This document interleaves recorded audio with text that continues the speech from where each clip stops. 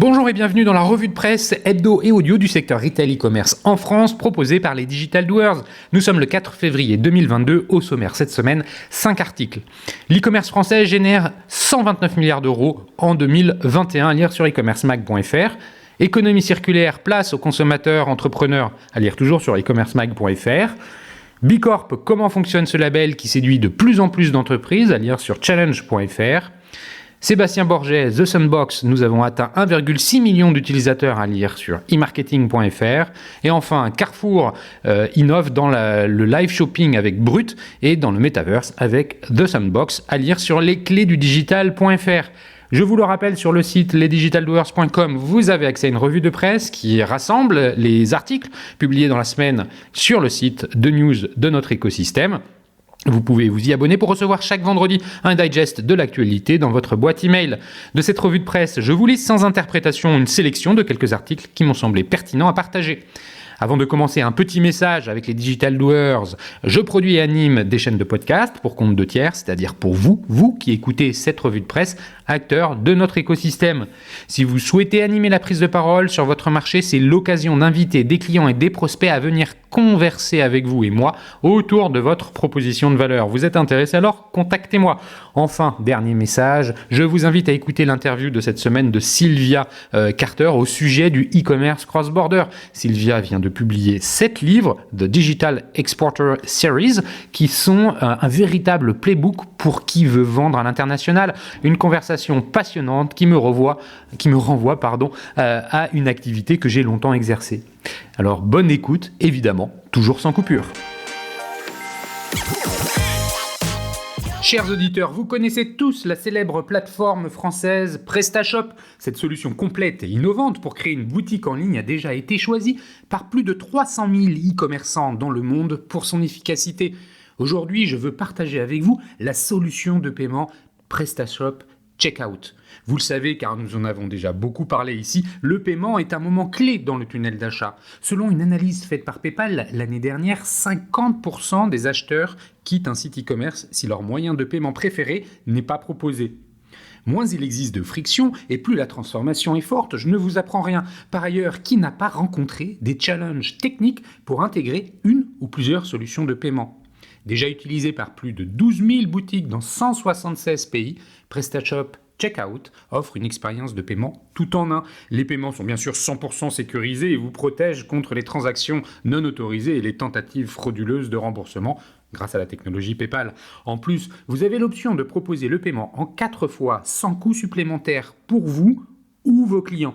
Enfin, sachez que pour votre développement international, PrestaShop Checkout est la solution idéale car elle accepte les moyens de paiement en provenance de plus de 190 pays dans 20 devises différentes. Pour retrouver tous les détails de cette solution de paiement, je vous invite à vous rendre sur le site prestashop.com/prestashop-checkout.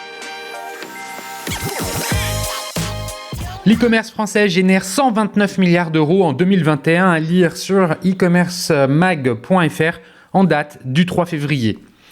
Les ventes en ligne, produits et services dépassent les 129 milliards d'euros en 2021, dont 66,7 milliards pour les ventes de produits, en hausse de plus de 15% sur l'année.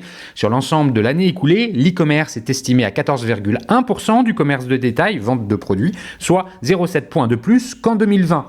La FEVAD présente ce jeudi 3 février le bilan 2021 des ventes en ligne. L'e-commerce, produits et services, a dépassé les 129 milliards d'euros en 2021, en hausse de 15% contre 8,5 en 2020. Le secteur retrouve ainsi une croissance à 2 chiffres. Les ventes de produits sur Internet ont continué à progresser avec 7% en 2020 contre 42% en 2019. De son côté, le secteur du transport, tourisme, loisirs est reparti avec 44% en 2020, mais reste toujours en retrait par rapport à 2019, moins 16%.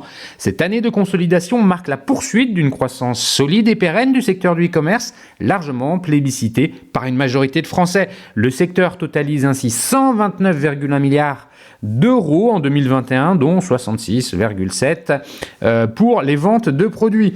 Nous observons une différence énorme entre les produits et les services et une variation de croissance trimestre par trimestre, pointe François Monboise, président de la FEVAD. L'importance de l'achat d'occasion se confirme, il a cessé d'être pratiqué par une part de la population, il est aujourd'hui massif. Les audiences quotidiennes des sites comme Le Bon Coin ou Vinted le confirment. Au cours des 12 derniers mois, les sites de vente sur Internet, produits et services confondus, ont enregistré plus de 2,1 milliards de transactions, soit une hausse de 16%. Le montant moyen d'une transaction a baissé par rapport à 2020, moins 0,8%, mais reste au-dessus du niveau de 2019. Au cours de l'année 2021, le panier moyen était de 60 euros. Sur l'ensemble de l'année écoulée, l'e-commerce est donc estimé à 14,1% du commerce de détail. Sur l'année 2021, les ventes en ligne des enseignes de magasins dépassent le niveau d'activité de 2020 en croissance de 4%. Et celle des pure players. Les sites leaders consolident la croissance de 2020. Après une année 2020 exceptionnelle avec un record de croissance, le panel ICE 100 se stabilise. Les ventes de produits grand public du panel, qui mesure donc la croissance sur un échantillon constant d'une centaine de sites parmi les sites leaders, ont augmenté de 1,1% en 2021. Si le premier trimestre 2021 enregistre une hausse de plus de 33% par rapport au premier trimestre 2020, trimestre qui précède le début du premier confinement, la croissance annuelle s'est ensuite ralentie par rapport au reste de l'année 2020, période au cours de laquelle le panel avait atteint ses plus hauts niveaux. C'est le cas notamment des 2 derniers mois de l'année 2021, où le panel enregistre un recul de 15% par rapport à l'année précédente, période au cours de laquelle les ventes avaient progressé de 46% sur un an. Les catégories habillement, mode et mobilier décoration ont continué à progresser en 2021 avec respectivement plus 6 et plus 18%. Les ventes de produits de grande consommation également avec plus 6% versus 2020. Les catégories produits, beauté, technique et beauté qui avaient le plus fortement progressé en 2020 sont en recul avec moins 6 et moins 3%. Les sites de voyage tourisme ont progressé de 42% sur l'ensemble de l'année. La reprise du secteur amorcée dès le mois d'avril s'est renforcée au 3e trimestre, surtout à partir du mois d'août avec la mise en place du pass sanitaire. Ce rattrapage ne leur permet pas cependant de retrouver le niveau d'avant Covid. Les sites terminent l'année en recul de 25% par rapport à 2019. Enfin, les ventes aux professionnels du panel ICE 100, avec une croissance annuelle de 16%, poursuivent leur rythme de progression d'avant-crise. Les ventes sur mobile repartent à la hausse. Les ventes réalisées pour le compte de tiers, c'est-à-dire les places de marché, continuent de progresser. Sur 2021, les places de marché ont progressé de 5%. Leur poids dans le volume d'affaires des sites qui les hébergent est de 33% versus 31% en 2020.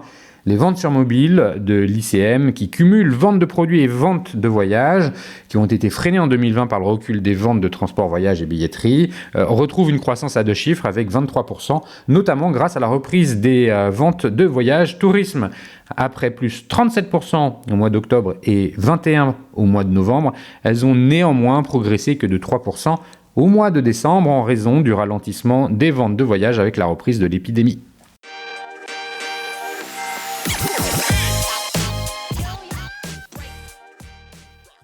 Économie circulaire, place aux consommateurs entrepreneurs, à lire sur e-commercemag.fr en date du 31 janvier. 6 Européens sur 10 déclarent acheter autant tout en réduisant leurs déchets, en veillant à revendre, donner ou garder plus longtemps au lieu de jeter. Le baromètre européen de l'Observatoire CTLM montre un regain d'optimisme chez les Européens. Sur l'échelle de 1 à 10, pour décrire la situation générale actuelle de leur pays, la note moyenne s'établit à 5,4, le plus haut score depuis 15 ans, même si les disparités notables demeurent entre pays du Nord et du Sud. La France, 5,5 sur 10, l'Espagne, 5 sur 10, le Royaume-Uni, 5,9 sur 10, enregistrent la plus forte progression, plus 1,1 point. Le rebond est encore plus significatif concernant l'appréciation de leur situation personnelle. La note au niveau européen s'établit à 6,2 sur 10, un niveau jamais observé depuis la création du baromètre il y a plus de 20 ans. En France, elle est légèrement au-dessus, à 6,3 sur 10. La crise sanitaire avait engendré un net recul de l'envie de dépenser au détriment d'une volonté d'épargner. En 2022, les intentions de dépenses retrouvent leur niveau d'avant-pandémie avec 41%, plus 7 points des sondés qui déclarent vouloir augmenter leurs dépenses dans les 12 prochains mois. Les Européens envisagent de dépenser plus en voyage et en loisirs. C'est la plus forte hausse des intentions d'achat, plus 10 points. Les autres plus fortes progressions confirment la volonté des Européens enregistrée l'an dernier de privilégier leur intérieur, leur confort, l'aménagement de leur lieu de vie, signe de l'impact de la pandémie sur un recentrage personnel et familial. Les travaux d'aménagement et de rénovation, plus 3 points. L'achat de meubles, plus 3 points. Et l'acquisition de produits électroménagers, plus 2 points. À l'inverse des envies de dépenses, les intentions d'épargner se stabilisent d'une année sur l'autre, tout en restant souvent significativement supérieures à celles d'avant-crise, plus 15 points en France entre 2019 et 2022. 54% des Européens, dont 44% des Français, entendent ainsi augmenter leur épargne. L'inquiétude et le besoin d'anticiper d'éventuels lendemains qui déchantent sont donc toujours dans l'air du temps. Au niveau du pouvoir d'achat, si 34% des Européens considèrent qu'il a diminué en 2022, ils sont 45% à considérer qu'il est resté stable d'une année sur l'autre. Dans tous les pays, il y a une progression du sentiment que leur pouvoir d'achat a augmenté. C'est particulièrement notable en Suède et en Espagne, plus 7 points, et en Belgique et en Italie, plus 6 points. Relié à la question du pouvoir d'achat, le sentiment d'augmentation des prix connaît une importance croissante. 87% des Européens, plus 17 points, estiment que les prix ont nettement augmenté en 2021. L'économie circulaire, un concept et des usages qui se développent fortement. Si le concept d'économie circulaire parle à près de 7 Européens sur 10, seulement un quart d'entre eux voient précisément ce dont il s'agit. L'image de l'économie circulaire est favorablement très positive. 80% des Européens en ont une bonne image, un chiffre qui atteint 82% en France. Elle est associée à l'impact positif sur l'environnement, loué pour sa capacité d'innovation et celle de créer des emplois. Seulement 35% des Européens jugent l'économie circulaire comme un effet de mode ou au contraire des Français, 52%. Les Européens déclarent en pratique les 3 R de l'économie circulaire: réduire, réutiliser, recycler. Le tri des déchets et plus largement le recyclage est la pratique qui mobilise le plus les Européens. Plus de 6 sur 10 d'entre eux s'y adonnent régulièrement.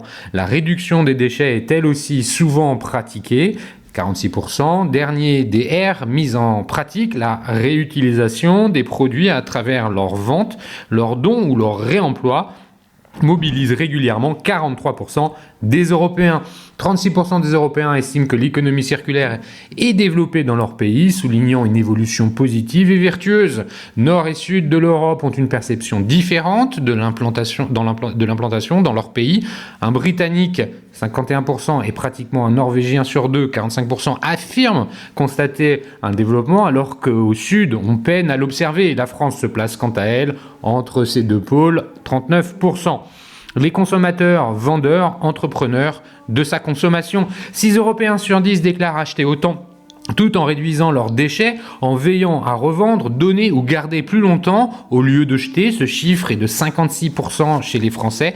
Derrière cette attitude, il faut sans doute voir une volonté de ne pas se déplacer, ni dans le sens de la surconsommation, ni dans celui de la déconsommation, mais plutôt d'adopter un comportement qui puisse à la fois conjuguer la satisfaction personnelle et la responsabilité collective. Si gagner plus d'argent constitue le yin de l'économie circulaire, dépenser moins en compose à l'évidence le yang, avec 75% des Européens qui se placent dans cette perspective. À noter que 83% des plus de 50 ans envisagent de dépenser moins, contre seulement 65% des moins de 35 ans.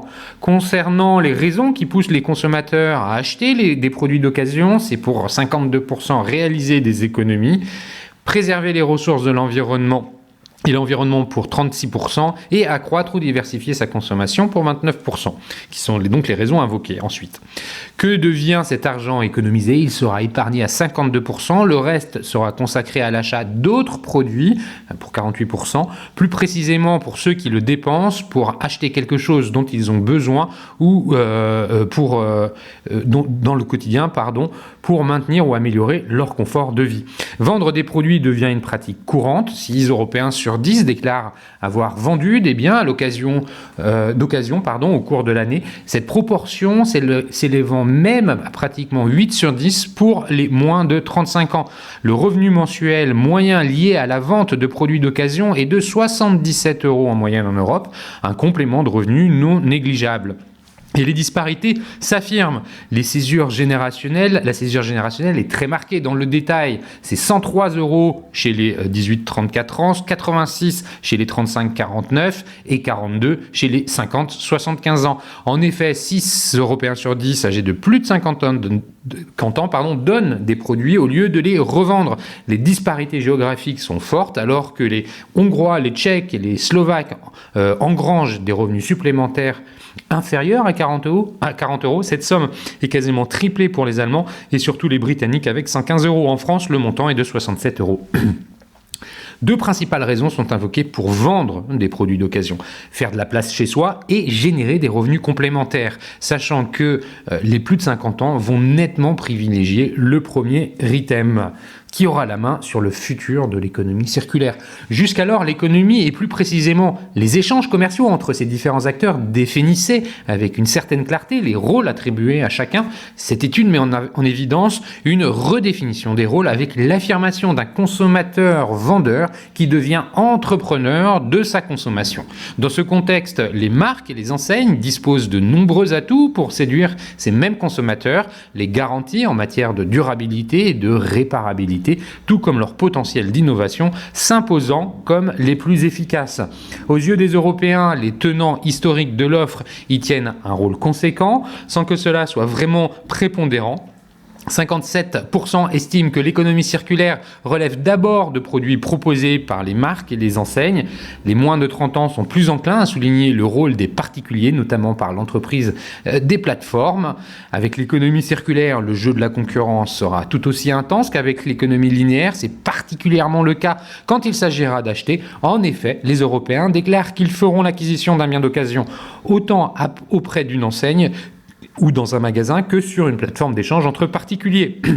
La perception de l'engagement des marques par les consommateurs est constatée. Le fait de reprendre les produits usagés pour leur donner une seconde vie est pour 82% un engagement des marques envers l'environnement. Pour 78%, c'est une manière de se distinguer sur leur marché, mais pour 77%, c'est une opportunité de faire encore plus de bénéfices. 86% s'accordent sur le fait qu'il s'agit d'une démarche innovante permettant de recycler, réutiliser et concevoir des produits. Si 3 Européens sur 4 demeurent attachés à la possession, 70% sont prêts à payer plus cher si les indices de réparabilité et de durabilité figurent sur les produits et 4 sur 10 ont déjà acheté un produit reconditionné. L'économie circulaire est porteuse de promesses et ouvre sur une potentielle transformation structurelle de la consommation. Sa notoriété et ses pratiques ne cessent de se développer. Les marchés qui lui sont liés connaissent pour certains une croissance fulgurante. Les acteurs qui l'animent ont tous un rôle actif à y jouer.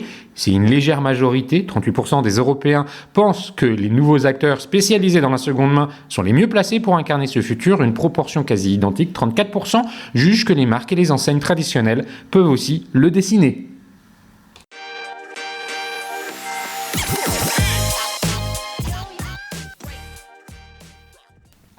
Bicorp, comment fonctionne ce label qui séduit de plus en plus d'entreprises? À lire sur challenge.fr en date du 31 janvier.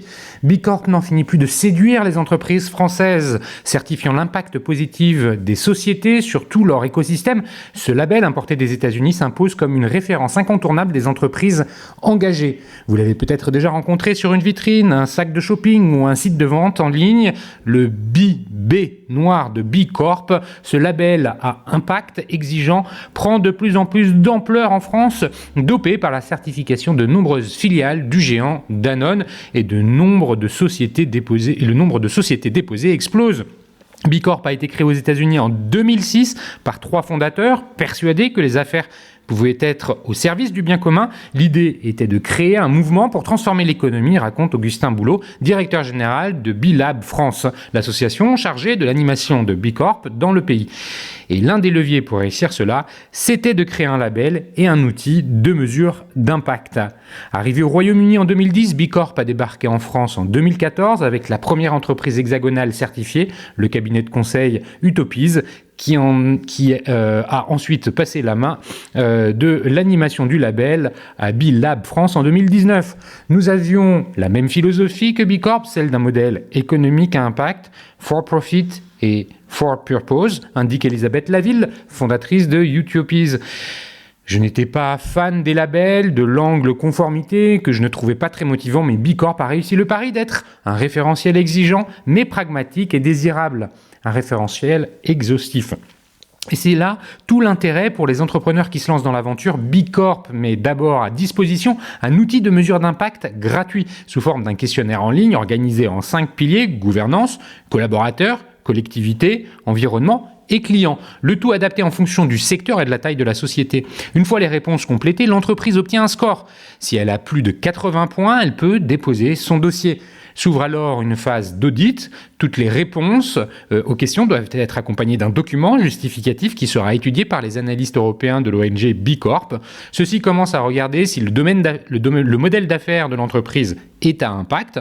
Ensuite survient la phase des questions opérationnelles. Là, certains points du questionnaire sont inspectés au hasard, mais toutes les questions qui rapporteraient plus d'un point à l'entreprise sont vérifiées. Enfin, le processus se termine par un entretien de l'entreprise par les auditeurs, voire par une visite du site. Dans le cadre d'une recertification, tous les 3 ans, 10% des entreprises sont visitées aléatoirement. L'accès à l'outil sur mesure d'impact est gratuit et illimité. Il faut ensuite verser 250 € pour déposer son dossier. Puis en cas de certification, les frais annuels d'adhésion au mouvement, qui démarrent à 1 000 € pour les entreprises avec un chiffre d'affaires inférieur à 150 000 €. Processus concret et ludique. Un processus presque ludique pour les boîtes qui apprécient le système de score et de questions très concrètes. B Corp permet de gamifier tout ce qu'on peut faire. Il y a une culture de l'outil et de la visualisation de données dans les startups. Quand on monte une société en France, on a une palette d'outils comme Conto pour un compte ou Payfit pour les payes. B Corp va devenir notre outil de suivi de l'impact, veut croire Thomas Hervé, fondateur de Woopilo, une marque française d'oreillers, couettes et linge de lit. Beaucoup moins motivé par d'autres labels plus austères type ISO. Si je mets le nez dans la documentation ISO, ça va me faire fuir. Cela me paraît assez éloigné de nos modes de fonctionnement.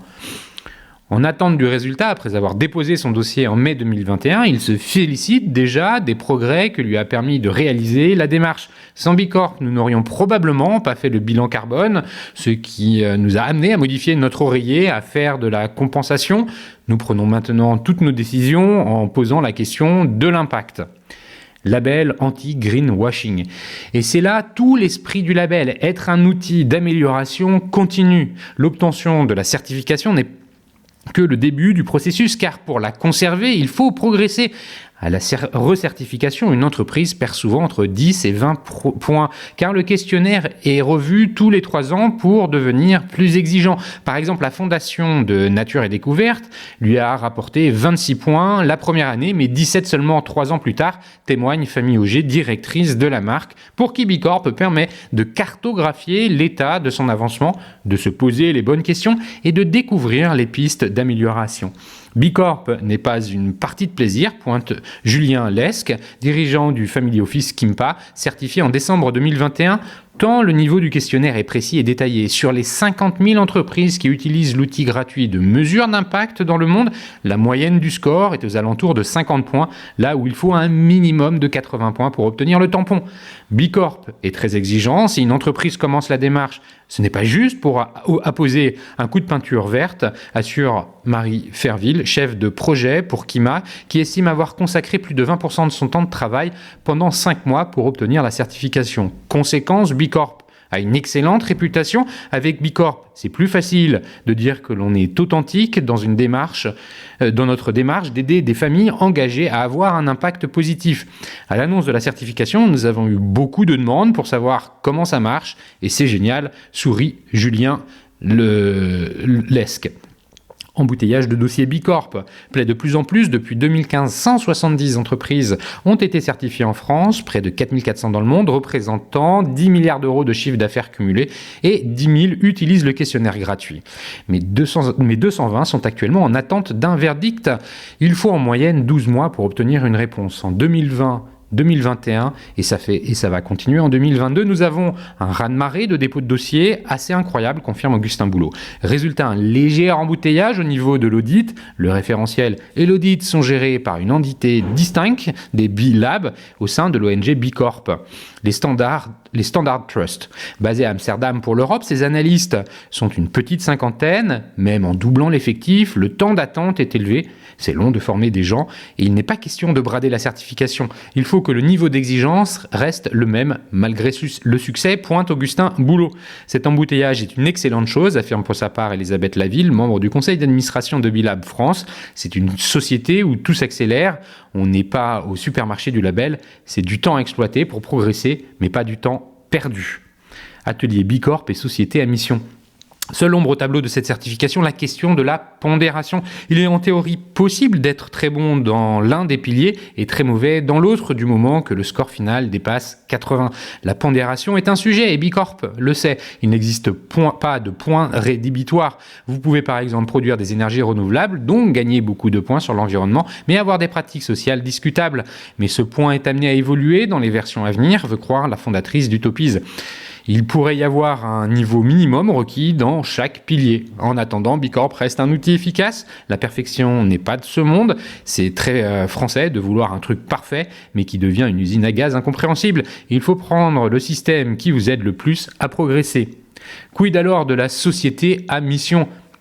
L'un n'empêche pas l'autre. Bicorp demande des preuves d'engagement déjà mises en œuvre, là où la société à mission est une promesse sur l'avenir. Plus facile à mettre en place rapidement. Bicorp récompense d'ailleurs les sociétés à mission et demande à ces entreprises de modifier leur statut pour intégrer à minima une raison d'être à impact positif pour l'ensemble des parties prenantes. Deux initiatives qui participent de la même dynamique positive pour l'organisation patronale Impact France, mais pas suffisant pour la directrice générale Caroline Néron, qui demande que la puissance publique s'implique davantage pour définir un référentiel universel inspiré de Bicorp, mais plus simple, qui s'imposerait à toutes les entreprises. S'il y a une vision commune de ce qu'il faut faire et de où en est chacun, il y a possibilité d'accélérer en ciblant les aides, par exemple en adaptant la fiscalité. La compétitivité des entreprises doit aussi être sociale et écologique.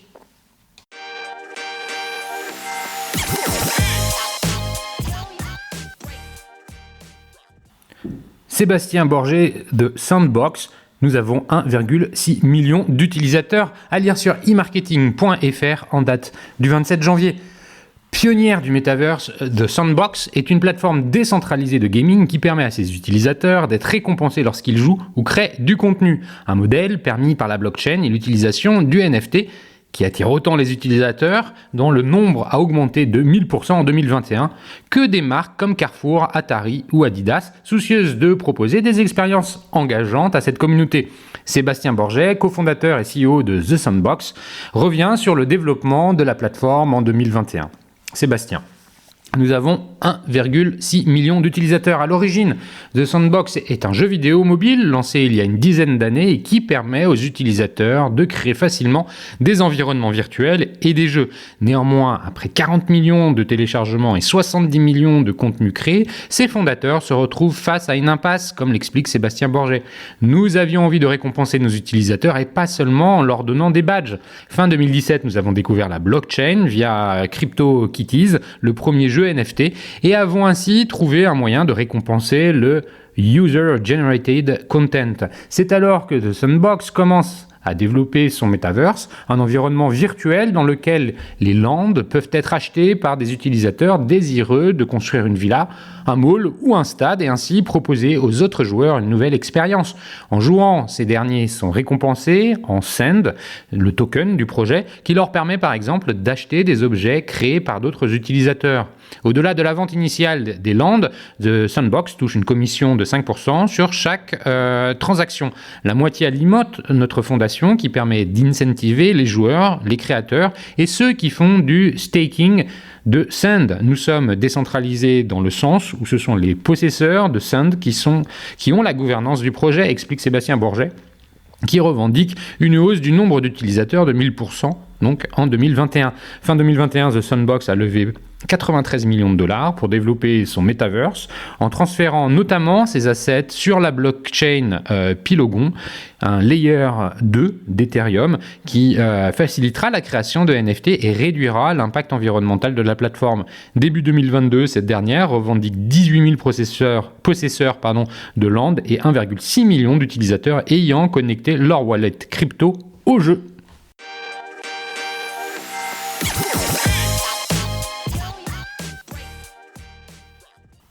Carrefour innove dans le live shopping avec BrutShop et dans le Metaverse avec The Sandbox, à lire sur lesclésdudigital.fr en date du 2 février. Carrefour continue de lancer de nouvelles expérimentations numériques et d'accélérer dans le digital pour conquérir de plus jeunes consommateurs. Carrefour innove tous azimuts.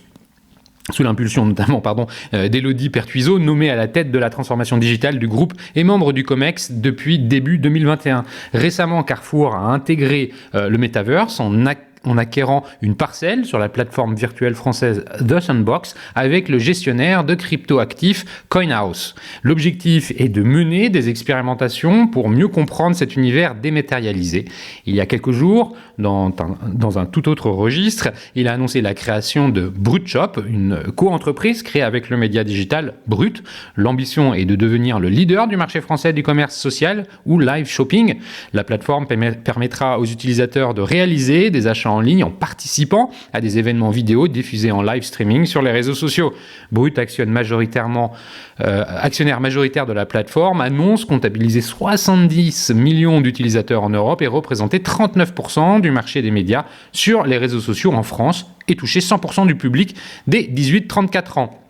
Carrefour, qui a réalisé une cinquantaine de live shopping en 2021, annonce pour sa part 15 millions de visiteurs uniques mensuels en France sur ses plateformes de vente en ligne. En France, 60% des clients de Carrefour déclarent un intérêt pour le live shopping et les marques, notamment dans l'univers de la grande consommation, et témoignent d'un intérêt grandissant pour ces sessions qui permettent un recrutement de clients plus jeunes, accélèrent la conversion en e-commerce et améliorent la différenciation et l'engagement des clients pour leurs produits, indique Carrefour. Nous sommes ravis de lancer BrutShop en partenariat avec Carrefour, qui est non seulement un des leaders de la distribution, mais aussi une marque responsable avec un fort engagement sociétal et environnemental, a déclaré Guillaume Lacroix, cofondateur et CEO de Brut. Brut et Carrefour allient le meilleur du média social et du commerce pour créer la première communauté de live shoppers en Europe. En mettant nos forces de distributeurs et de médias sociaux en commun, nous avons l'ambition de créer la plateforme de live shopping la plus puissante du marché français. Cette expérience d'achat nouvelle et communautaire est porteuse de croissance et de valeur pour nos deux entreprises, explique de son côté Élodie Pertuiseau.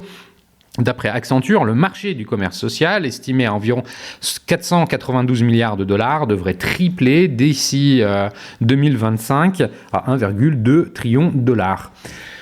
Lors du Digital Day, le mardi 9 novembre 2021, Alexandre Bompard, le PDG du groupe, avait annoncé sa volonté de tripler le volume d'affaires du e-commerce pour atteindre jusqu'à 10 milliards en 2026, en investissant 3 milliards dans le digital d'ici 5 ans. Son objectif est que le numérique contribue à 60 millions d'euros au revenu opérationnel de l'entreprise d'ici 2026.